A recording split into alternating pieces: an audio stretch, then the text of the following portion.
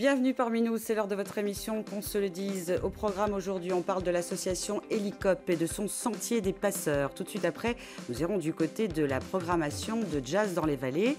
Du côté de la rubrique culture, on retrouve aujourd'hui Dominique Marotel pour sa future programmation au sein du studio Microclimat. Et en deuxième partie d'émission, deux festivals vous seront proposés, Éoliade et Dawat. Mais pour l'heure, on commence avec nos deux premiers invités qui sont sur ce plateau, François Klein et Jean-Luc Gagné. Messieurs, bonsoir. Merci d'être parmi nous et merci d'avoir répondu à l'invitation. François Klein, vous représentez donc l'association Hélicop, c'est un collectif d'artistes. Vous gérez des arts visuels et plastiques et des spectacles vivants. Là, vous venez nous présenter une biennale d'art nature sur le Sentier des Passeurs. Ce projet, il est né de quelle façon et à l'initiative de qui ? Alors, ce projet est né à l'initiative d'un collectif d'artistes plasticiens. Une bande de copains plutôt. Au départ, c'était vraiment un projet de copains qui d'année en année, enfin, tous les 2 ans, c'était des rendez-vous où on pouvait se retrouver autour d'un projet. Voilà. Et de plus en plus, on s'est professionnalisé, entre guillemets.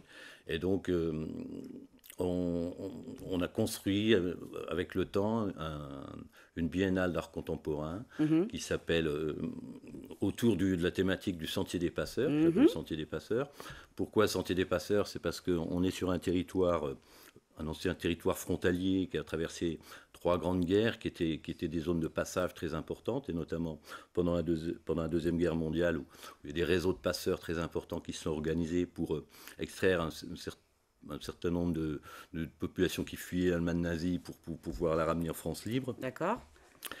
Et donc, aujourd'hui, il y a un sentier de mémoire. Ce sentier est un sentier de mémoire. Il s'inscrit dans les autres sentiers de mémoire du territoire.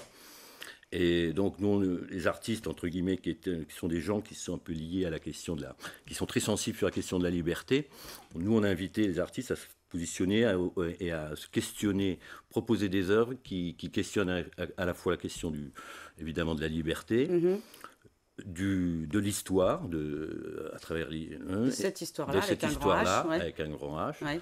La liberté avec un grand L, et aussi du paysage, puisqu'on est quand même dans une nature d'exception. Bah, bien sûr. Puisqu'on passe les arêtes vosgiennes, au niveau du col du Donon, enfin un peu plus au sud, un lieu dit qui s'appelle la Haute-Loge.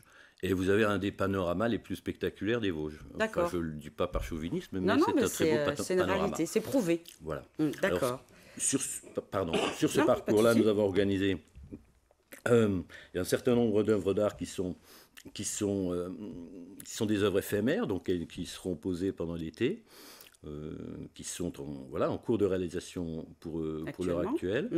Le début de cette manifestation, c'est tout à fait, vous pouvez déjà venir la semaine prochaine, les œuvres seront installées, la signalétique ne sera pas encore réalisée, mais elle sera réalisée courant du mois de juin, et on aura le plaisir d'accueillir tous les randonneurs, les gens qui aiment marcher, parce qu'évidemment, le principe aussi de ce projet-là, c'est de découvrir des œuvres dans un autre contexte que le contexte usuel. Ah oui, bien sûr. C'est-à-dire le contexte traditionnel des galeries qui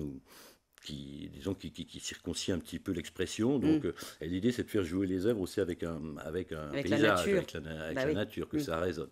Donc, pour les artistes, c'est aussi une expérience qui est pas courante pour eux. Donc, oui, c'est un défi, c'est une autre manière de penser l'œuvre. Voilà, tout à fait.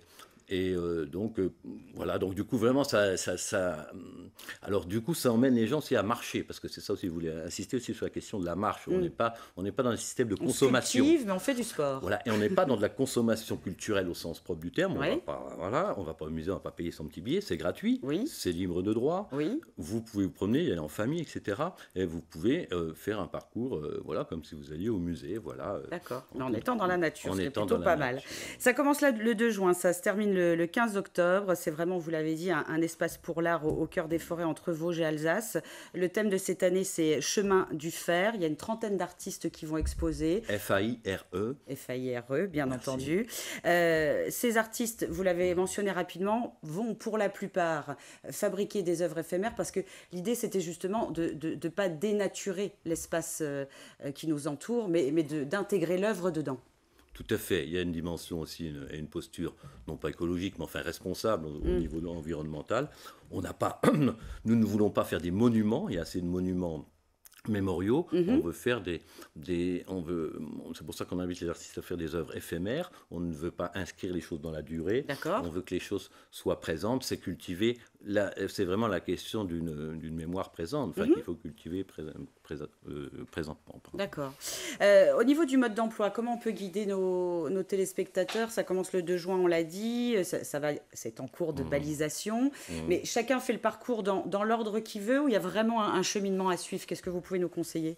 Vous avez deux types de façons de faire le parcours. Soit vous avez deux véhicules et à ce moment-là, vous faites un raccordement avec deux véhicules, ce qui n'est pas très simple. Vous partez d'Alsace, du château de Salm en Alsace, près de Schirmeck, et vous arrivez à Mousset. Et là, vous avez 13 km de sentiers balisés, mais ça vous oblige à avoir une voiture qui vous ramène. Pour nous, Hélicop, on vous propose une boucle plus simple qui permet d'être fait dans l'après-midi ou dans une petite journée, en partant de Le Saulcy, chez nous, à Hélicop, et faire une boucle qui rejoint le sentier des passeurs sur les hauteurs et qui redescend par les collines, par la côte de Mousset. D'accord. Donc là, vous avez un parcours de 10 km, un peu plus court et très praticable. On va vous écouter, je pense que c'est le mieux. Autant suivre les conseils d'Hélicop, c'est pas mal. Ouais. Avec un petit point d'accueil à Hélicop. Bien entendu. Voilà.